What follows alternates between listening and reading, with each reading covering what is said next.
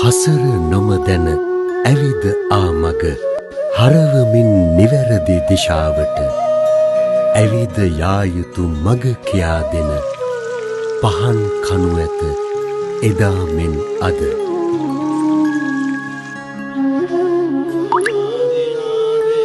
අඳුරු අදමිටු රුදුරු ගති හැර හෙටක් ඇති බව සිහි තබාගෙන දහම් මග අඩි තැබිය යුතු බව සිහි කරයි දිලෙමින් පොසොන් සඳ. නැනැති තනන් නෙත් පෑදෙන පිනැති රටක දුක් දුරුවෙන පුණ්‍යවන්ත පොසොන් පුන් පොහෝ දිනයක් වේවා.